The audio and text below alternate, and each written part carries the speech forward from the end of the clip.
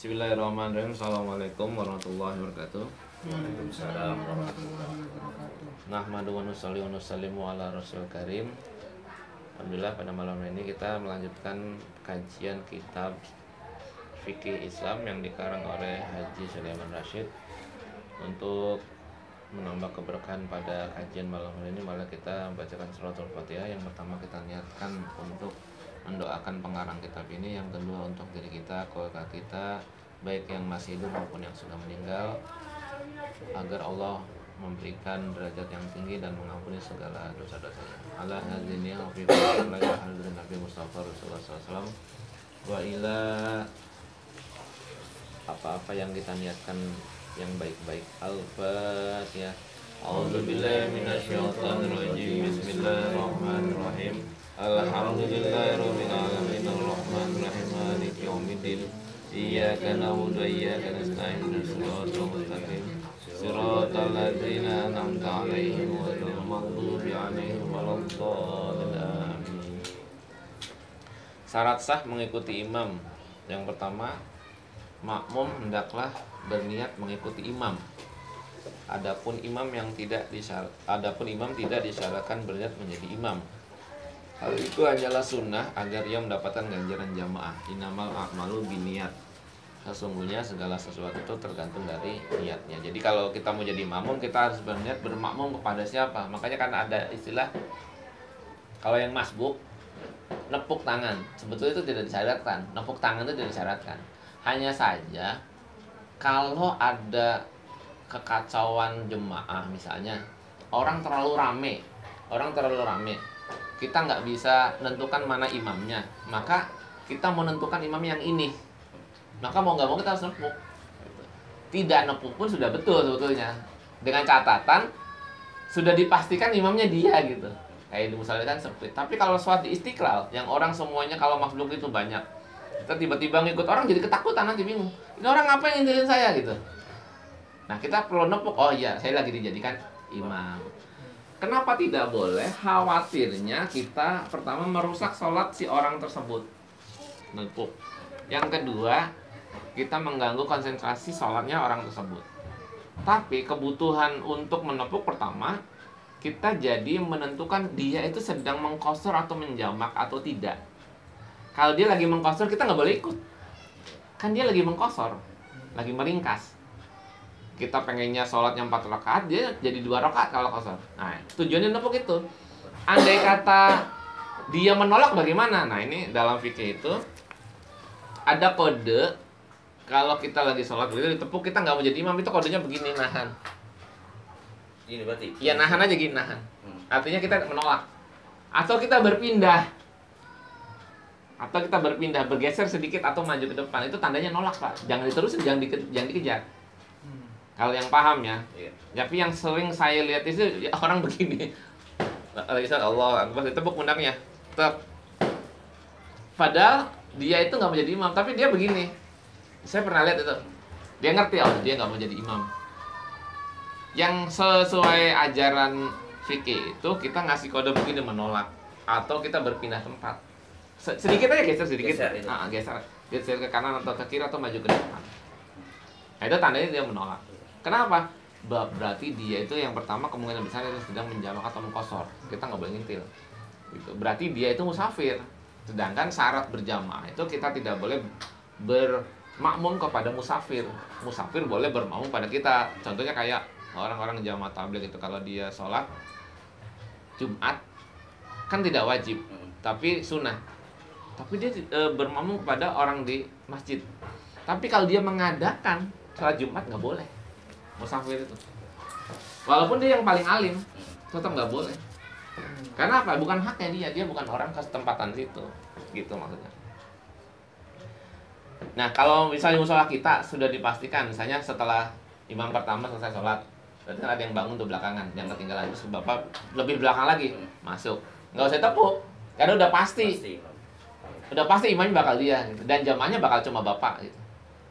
Jadi nggak usah ditepuk. Tapi kalau terlalu rame, banyak orang, crowded gitu, mondar-mandir, nah itu harus tepuk.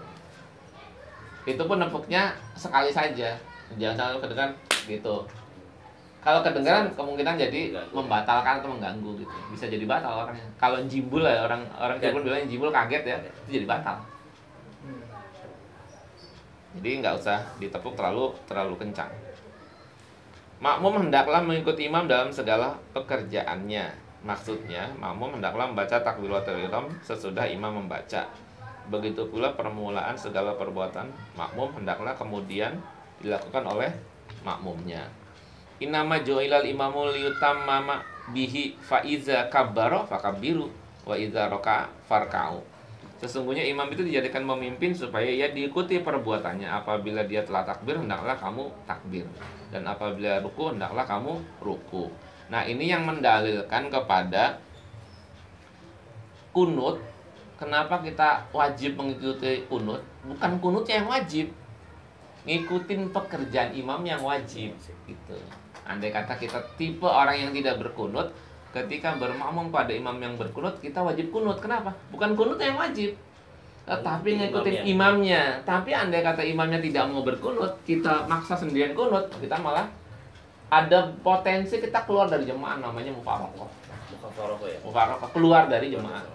Sholatnya sah, tetapi ada potensi kita akan keluar dari jemaah itu. Berarti kita sholatnya sendirian sama aja. Jadi mengikuti imam itu hukumnya wajib. Apa yang diperbuat imam? Contoh, misalnya imam itu membaca surat sejadah, kan tiba-tiba lagi berdiri terus dia sujud kan. Kita ngikutin, paham nggak paham, ngikutin aja. Paham nggak paham, ngikutin. Nah, itulah pentingnya badal imam. Orang yang sholat persis di belakang imam itu pentingnya situ. Dia ngasih contoh kepada makmum yang nggak paham, andai kata mengikuti imam yang salah, nanti dia yang mengajarkan. Contoh, bacaan gitu ya. Iya, misalnya imam itu kelebihan rakaat, tetapi imam hanya pengen memperbaiki bacaan dia saja. Jadi harusnya kan kewajiban makmum itu walaupun makmum imamnya berdiri, dia harus berdiri. Tetapi imam ngasih kode, jangan diikuti perbuatan saya pengen menata rakaat saya sendiri. Karena kelebihan. Karena kelebihan itu, maka makmum yang di badal itu dia akan duduk, nggak ikutan bangun, menandakan bahwa dia nungguin imam. Jadi saya misalnya lagi imamin rakaat ketiga di sholat isya, saya mamang. Jangan-jangan rakaat yang ketiga ini saya kurang benar bacanya. Berarti kan saya harus nambah rakaat yang keempat kan, menyelesaikan rakaat keempat.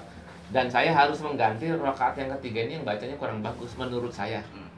Kemudian saya harus nambahin 1 rakaat lagi. Tetapi jamaah kan rakaatnya sudah pas, sudah genap. Nah, jemaah tidak boleh ngikutin saya. Kenapa? Karena rakaat saya yang benar tapi saya ragu. Maka saya harus ngode kepada badal imam. Ngodenya begini, begitu. Suruh nahan dia. Begitu sujud, nanti imam duduk sedikit sebentar, nanti dia ngasih kode ke badal. Dia harus nahan duduk. Nanti imam berdiri, nambahkan 1 rakaat. Jadi imam itu hanya 5 rakaat. Imam sholatnya 5, kita 4. Tetapi jemaah itu harus nungguin sampai imam kelar. Nah, maka disitulah solusi apabila ada imam ngeyel, Pak. Saya Bapak begini. Ada imam perasaannya 4, padahal dia 5. Bapak sadar penuh. Ini kelebihan nih. Di subhanallah 3 kali dia nggak mau duduk, masih berdiri aja. Dalam fikih NU atau fikih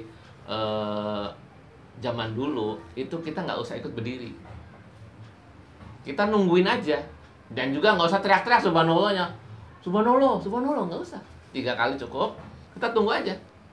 Kita kan imam menyelesaikan, salam, ya kan, salam, itu berarti kan dia 5, kita 4, sama-sama sah jadinya. Andai kata Bapak bangun dengan kesadaran bahwa itu sholatnya lebih dari 4 rakaat, Bapak yang batal. Gitu. Paham ya? Kelihatannya ribut kelihatannya. Iya. Tapi andai kata kitanya sadar penuh gitu. Ini lebih nih imam nih gitu. Segitu. Iya. Nah, kita ngikutin aja. Ternyata ngikutin gitu. Oh, imam di subhanallah ngeyel nih. Padahal bukan ngeyel, ada solusinya. Kita diem aja, duduk. Apa yang dibaca, nggak usah baca apa-apa, duduk aja sampai imam menyelesaikan. Makanya ketika ada sholat id kan takbir 7 kali dan 5 kali ya. Sebetulnya baca apa? Nggak usah baca apa-apa sebetulnya. Karena dia sudah baca dengan takbirnya itu Allah Akbar, Allah Akbar. Ngejeda itu biar ngitunya jejeg aja gitu, ngejeda itu.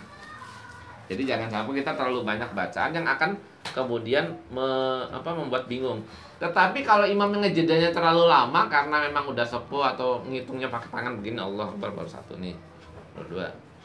Kan kita kelihatannya kayak nganggur ya. Nah itu boleh baca tasbih. Subhanallah, alhamdulillah, wala ilaha illallah, wallahu akbar. Itu boleh. Andai kata itu, tetapi sebaiknya sih tidak gitu. Dan imam pun ngejedanya jangan terlalu lama. Kalau saya biasanya agak cepat. Jadi yang kemarin dulu Bapak bilang, Pak agak cepat takbirnya, emang saya mah cepat. Nggak akan lama saya mah. Saya dengan ngitungnya itu dengan keyakinan. Bagaimana kalau salat Id nggak pakai takbir 7 kali? Ya sah aja. Karena itu kan sunnah juga. Prinsip sholatnya itu kan takbirnya, takbiratul ihramnya yang wajib gitu. Di sabda Rasul yang lain ada inamal imamu liyutamma bihi fa idza kabbara fakabbiru. Hatta yukabbiru wa idza raka'a farka'u wa la tarka'u hatta yarka'a wa idza sajada fasjudu wa la tasjudu hatta yasjuda. Sesungguhnya imam itu gunanya supaya diikuti perbuatannya. Maka apabila dia takbir, hendaklah kamu takbir. Dan janganlah kamu takbir sebelum ia takbir. Nah ini ada ancamannya. Misalnya, kita takbir Allahu Akbar, tapi sebelum imam takbir, ancamannya kita akan dihukum dengan mengangkat bangkai keledai. Karena kita mendahului imam. Songong, bahasanya songong. Untuk menghindari itu kita nunggu. Biar imam yang mengerjakan dulu. Pak, lalu bagaimana hukumnya orang yang sholatnya itu ngawasin orang? Ya nggak apa-apa, lain lagi hukumnya malah.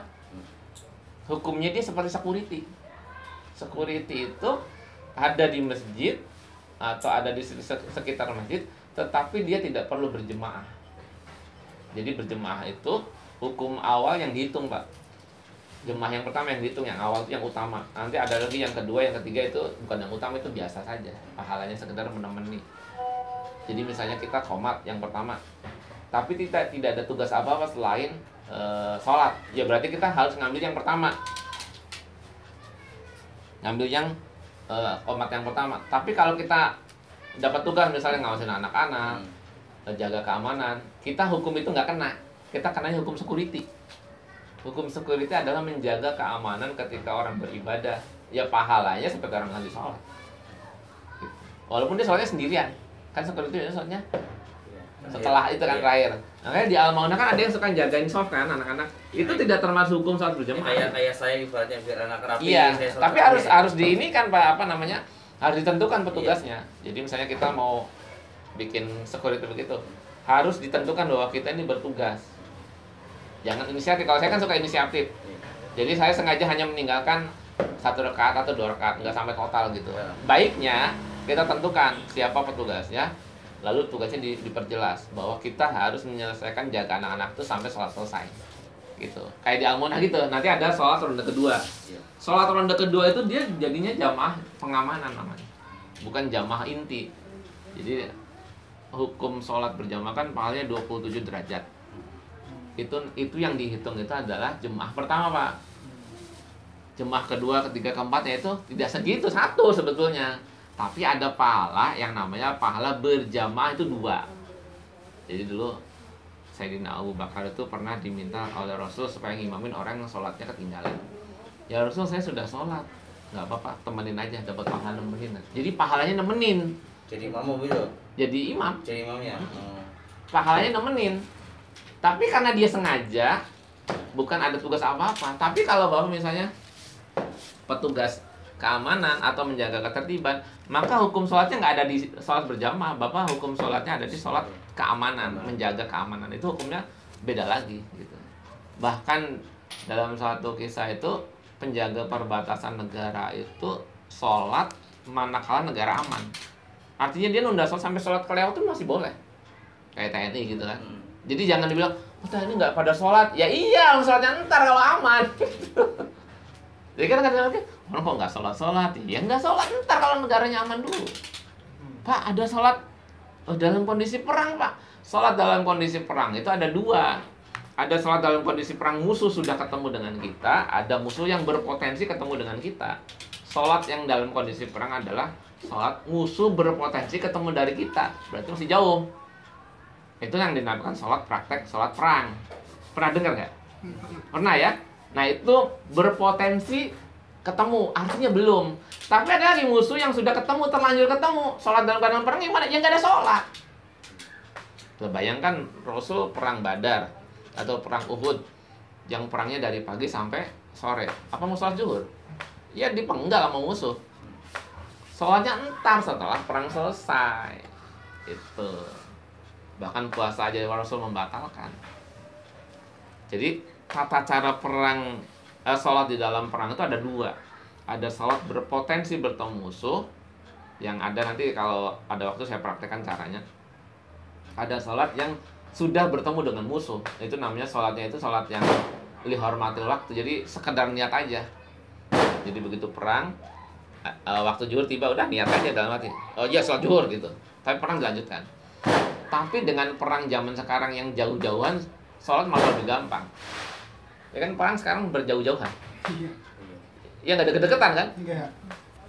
Nggak kayak zaman dulu gitu berhadapan langsung gitu kan. Sekarang Tawaran yang berarti. Ke kontak fisik. kayak kontak fisik gitu kan. Enggak kan, sekarang malah senapan itu ada yang radius sampai berapa kilometer gitu kan, bisa menjangkau. Artinya nggak ketemu langsung sebetulnya.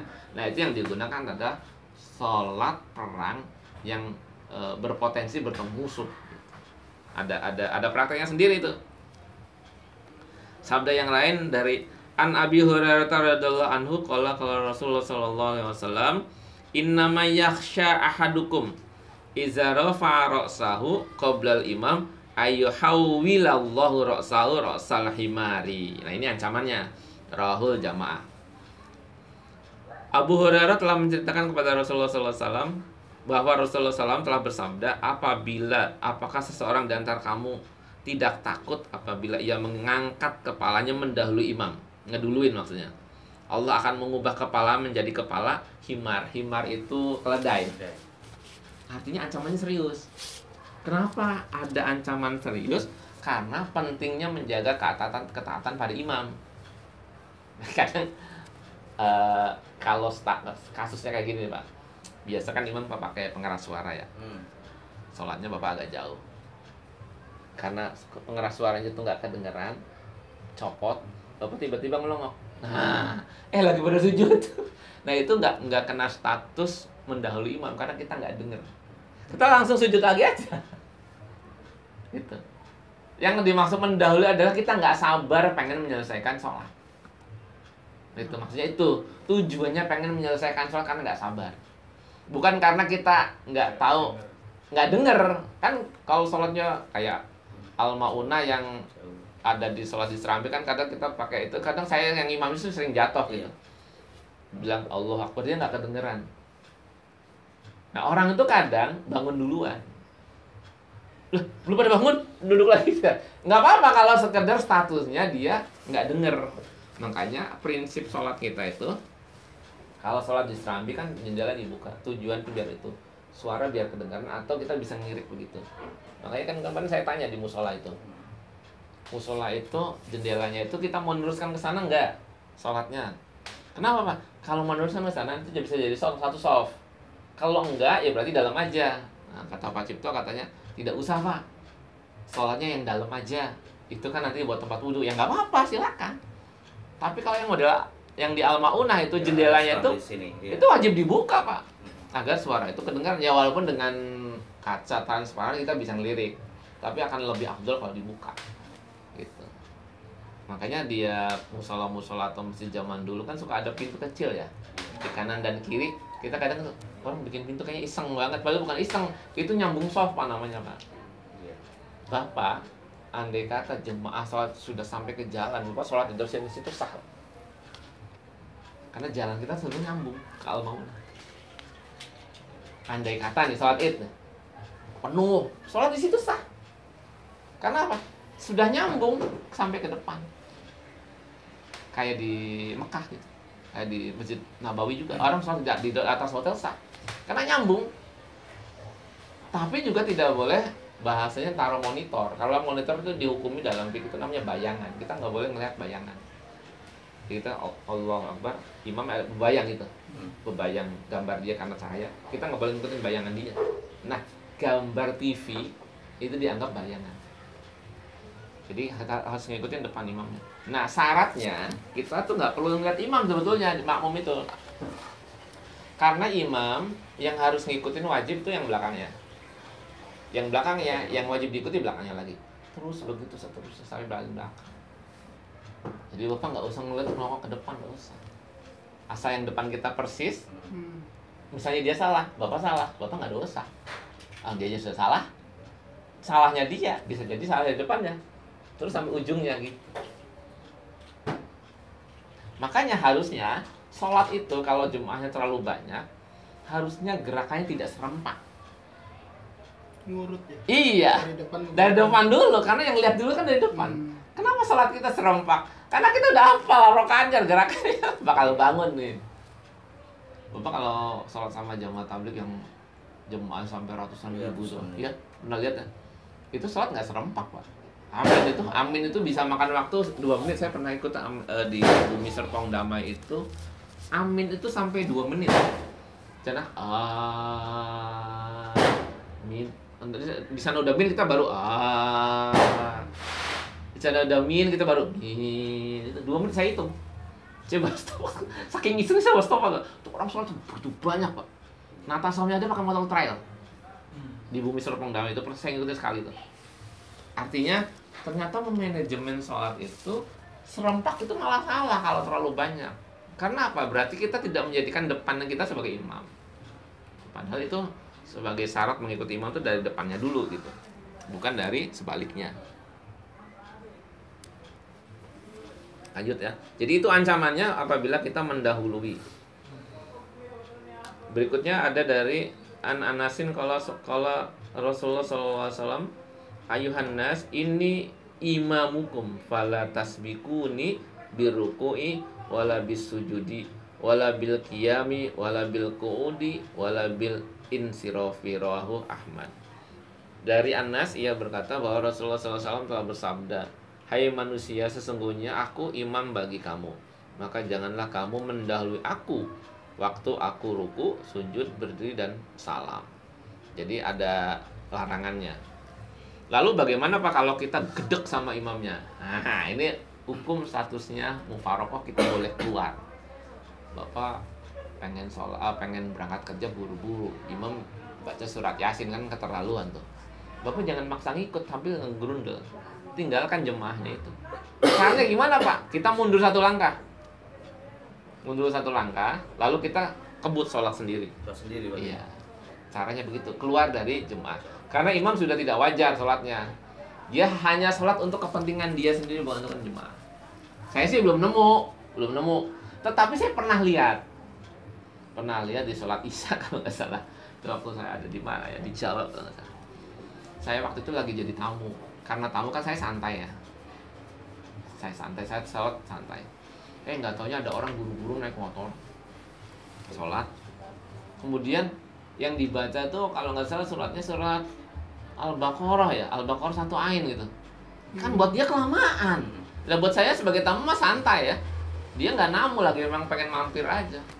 Baru sholat Allahu Akbar, belum ada syarat rakaat dia udah ngebaca, wah ini bakal lama nih. Langsung mundur, Allahu Akbar, Allah sendiri, assalamualaikum, pergi lagi. Boleh begitu Pak, andai kata imam tidak wajar. Kalau di posisinya sholat Jumat itu boleh itu, Pak? Sholat Jumat berarti Bapak tidak boleh tergesa-gesa. Nggak boleh? Nggak boleh, karena Bapak ada pengkondisiannya sholat Jumat itu untuk orang yang mukim. Artinya orang yang sengaja menyediakan waktu. Jagal Bapak misalnya dikasih waktu, izin Pak, mau sholat Jumat 10 menit ya, nggak usah sholat Jumat.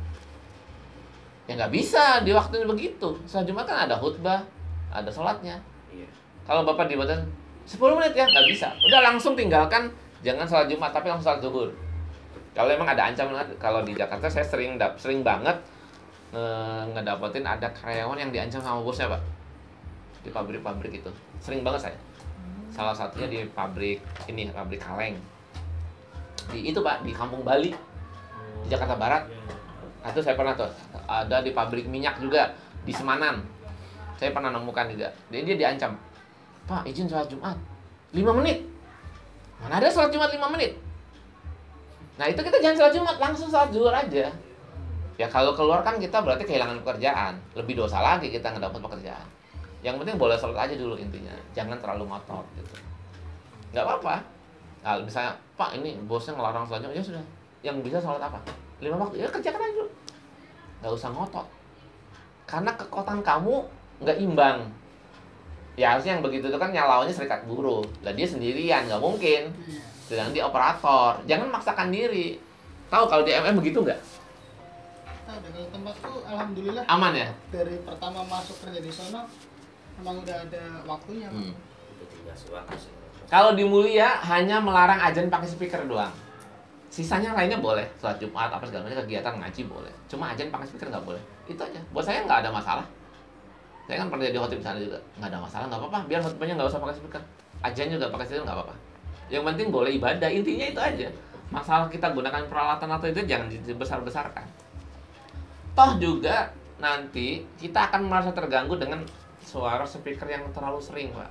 Bayangkan kalau kita sholat Jumat jam 7 pagi speaker masjid udah nyala, nyetel ngaji. Buat apa coba? Jam 7 pagi ngeberisikin doang kan? Ya kalau jam setengah 12 masih mungkin lah untuk mensuasanakan bahwa itu hari Jumat. Ini jam 7 pagi, Pak. Ada di daerah kota Bekasi itu ada masjid yang rutin setiap hari Jumat jam 7 pagi nyetel ngaji. Sampai jam 9 kadang. Nah itu fungsinya buat apa? Ngeberisikin kan? Nah daripada begitu mending nggak usah pakai alat pengeras suara gitu. Toh hanya akan mengganggu saja gitu.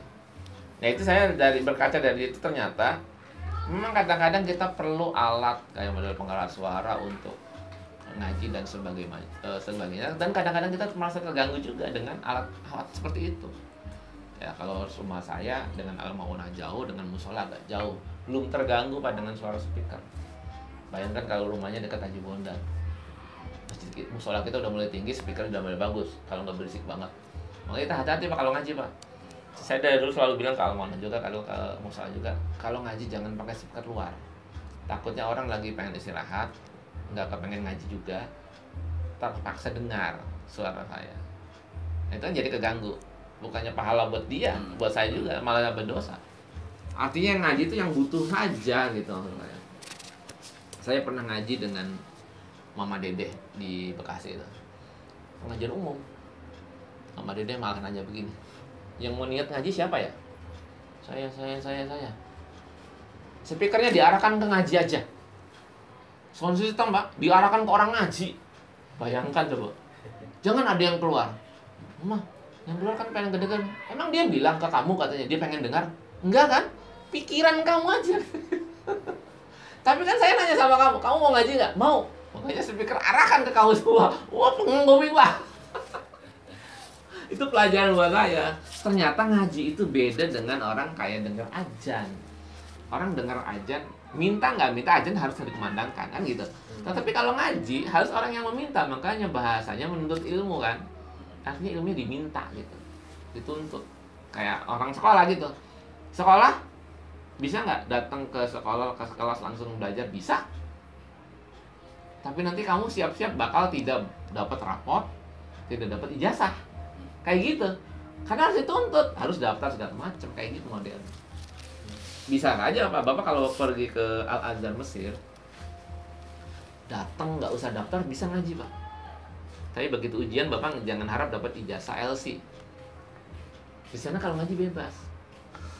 Masih mendingan di kita, ketat di kita itu. Orang nggak daftar nggak boleh sekolah. Kamu siswa sini bukan? Bukan, nggak boleh. Masih tertiban kita. Di sana bebas Pak, orang siapa aja boleh masuk ke kampus, ke kelas, belajar gitu. Boleh di sana. Saking untuk menggerakkan orang-orang ngaji itu biar pada mau hadir gitu. Kita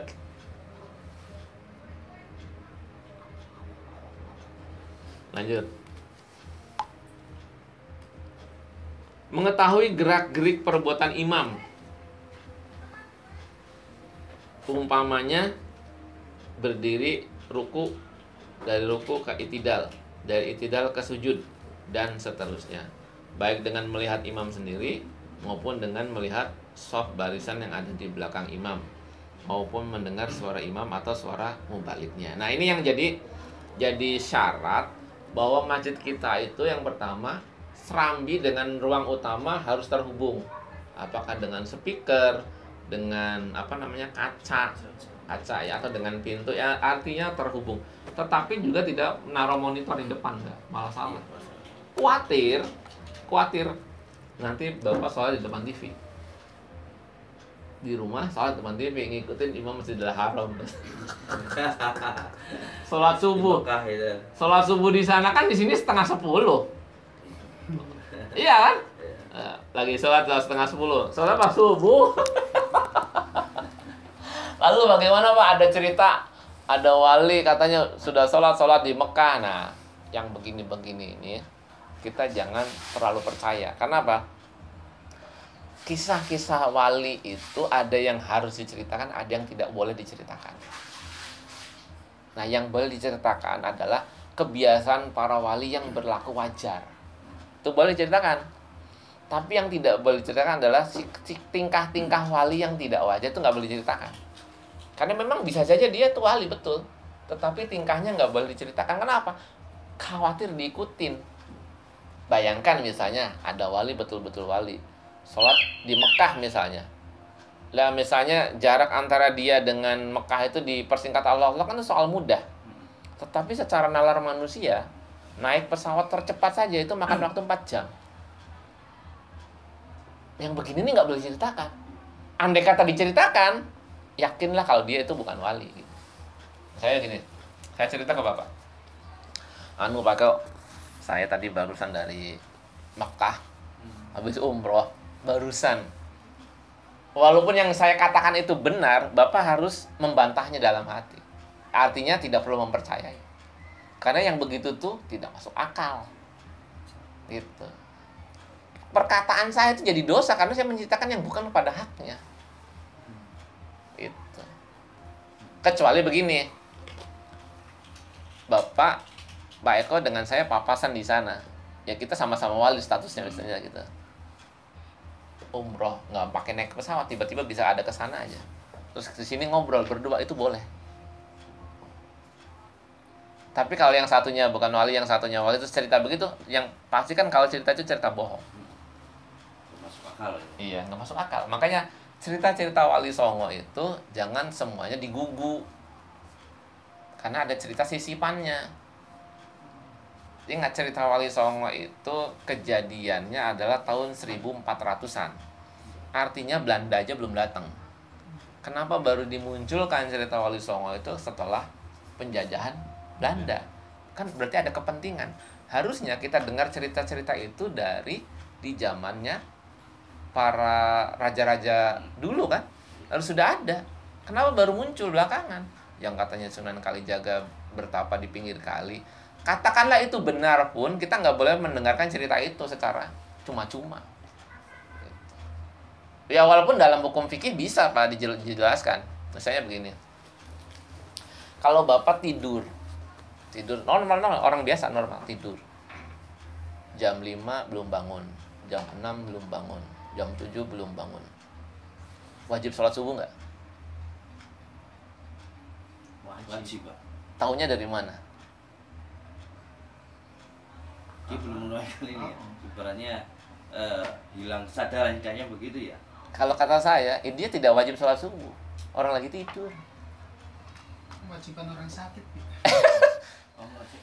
Wajibnya sholat itu ketika kita sadar.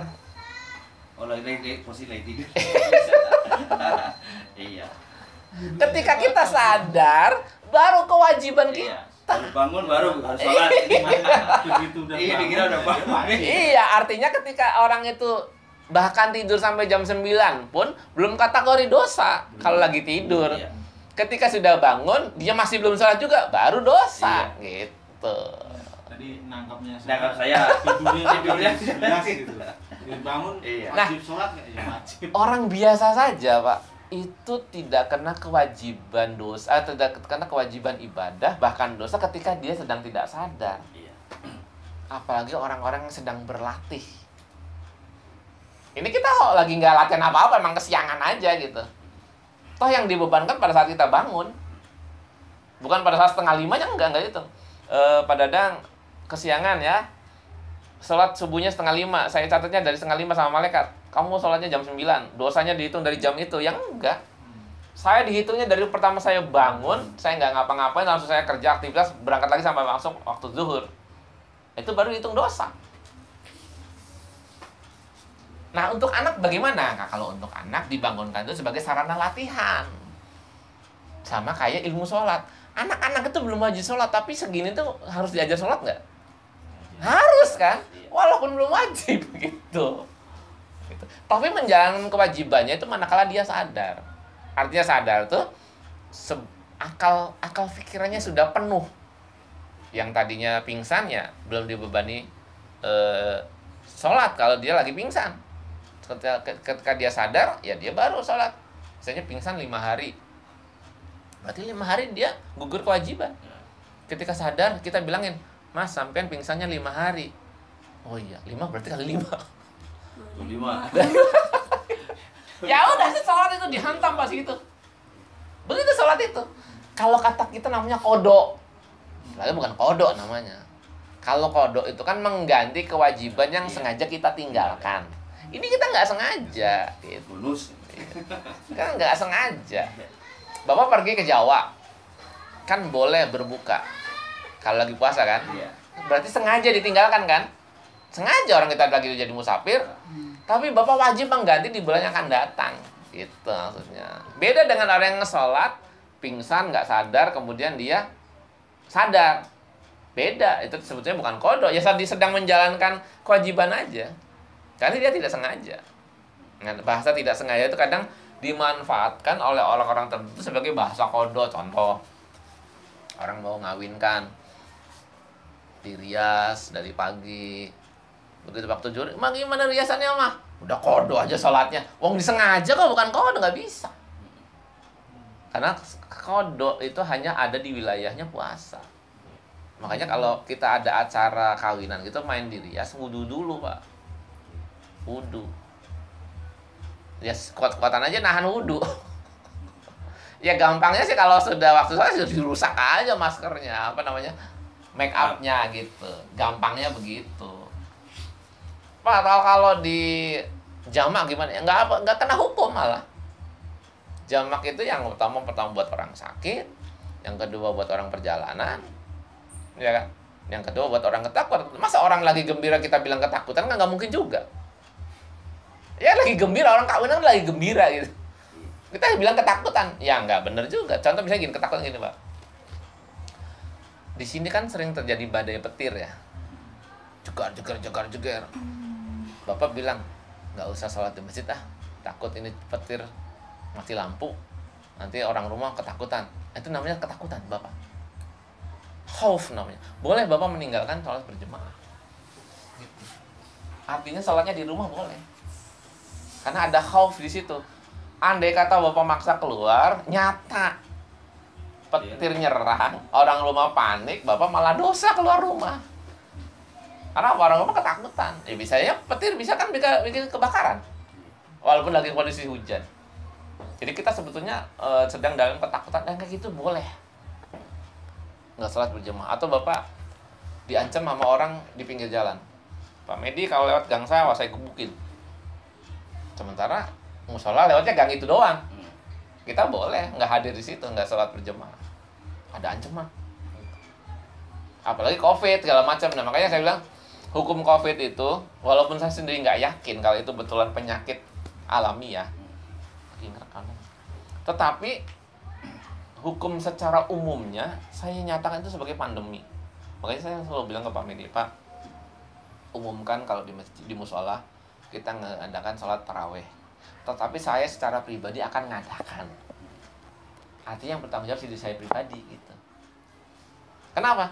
Karena kalau musola dibuka atas nama DKM, yang salah nanti institusi. Gitu. Makanya saya larang gitu.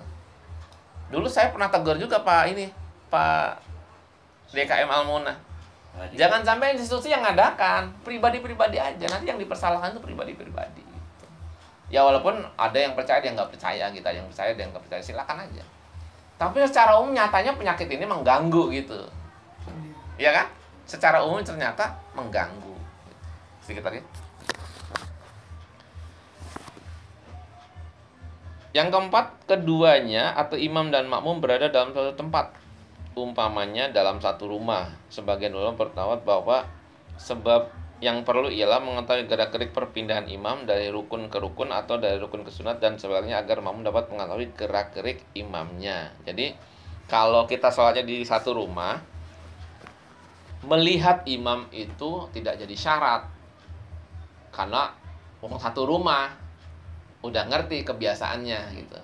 Kalau saya kan sering jemaah sama anak saya di rumah, ya anak saya takbir, dia langsung otomatis. Jadi saya nggak ngarahkan, mau takbir nih, nggak usah, langsung aja takbir. Karena saking terbiasanya itu boleh. Artinya syarat melihat, syarat mengetahui gerak-gerik itu tidak wajib. Misalnya bapak sholat di sini, istri bapak di situ di kamar, dia kan pintunya dibuka, dia ngikutin nggak apa-apa, sah aja. Nggak bilang, kamu kok nggak bilang mau jadi makmum saya, nggak usah. Kalau sudah biasa gitu, udah biasa. Tapi kalau di masjid memang kita harus tentukan, kamu imamnya ya, jangan kamu aja. Itu harus sepakat itu. Kalau tidak sepakat, ya sendiri-sendiri. Syaratnya kalau di masjid. Tapi kalau di rumah tidak. Bapak sholat sendiri, tiba-tiba istri ngikutin di belakang, nggak apa-apa, biarin aja. Bi, tadi kan tadi kan aku ngikutin kamu sholat, ya udah nggak apa-apa. Kok nggak bilang nggak apa-apa kalau di rumah, ya kan di rumah sudah terlalu terbiasa kita berhubungan berinteraksi dengan orang rumah gitu. Jadi tidak disyaratkan yang seperti itu, tidak disyaratkan. Yang kelima, yang terakhir adalah tempat berdiri makmum tidak boleh lebih daripada imam. Nyatanya di Al-Maunah dengan di Al-Hidayah, tempat makmum lebih rendah daripada imam, itu yang betul. Kalau lebih tinggi malah nggak boleh. Hukumnya bisa saja makruh karohah namanya. Makruh karohah adalah makruh yang berpotensi mengandung dosa. Saya pernah lihat ada makmum lebih rendah tetapi terlalu rendah. Itu nggak boleh juga. Batasannya segini, Pak. Kalau kita musola kan segini ya, sejengkal. Segini apa? Sedikit doang. Satu ruas jari itu masih boleh, sah. Yang tidak boleh itu kalau tinggi gini. Jadi misalnya sini, iya lantai sini, imam terlalu tinggi. Tetapi ada satu pendapat yang mengatakan tergantung alasannya. Kalau alasannya karena ketinggian untuk melihat jamaah yang paling belakang, itu katanya boleh. Kalau kata saya tetap nggak bisa, karena syarat makmum melihat adalah orang yang depannya, bukan langsung ke direct langsung imamnya, tidak gitu. Lalu bagaimana dengan hukumnya khotib yang tinggi? Pernah ke Al-Azhar Kota Bekasi ya? Ada tangga yang buat khotib ceramah? Yang naik. Iya, naik tangga itu. Hukum khotib itu berbeda dengan hukum sholat. Khotib boleh berada di tempat yang paling tinggi sekalipun. Boleh. Khotib boleh berada di atas jemaah, bahkan di atas imam. Tetapi imam tidak boleh menjadi makmum bagi jemaah yang di bawah. Itu unik. Hukum fikih ya. Lantai 2 ada imam, bapak makmum di lantai 1, nggak boleh, karena terlalu jauh ke bawahnya. Yang ada imam di lantai bawah, makmum di lantai 2, nah itu boleh. Kok boleh, Pak? Iya, karena syaratnya makmum itu tidak perlu lihat imam, lihat orang depannya saja. Artinya ketika musola kita ada kayak lubang gitu kan, tujuannya untuk melongok orang yang ada di bawah doang. Ngelongok doang tujuannya, fungsi itu doang, Pak. Bukan buat kubah, bukan. Jadi fungsi lubang di gedung bertingkat itu adalah tujuannya jemaah lantai 2 yang paling depan itu bisa ngelongok ke bawah begitu. Nah, gitu. Boleh.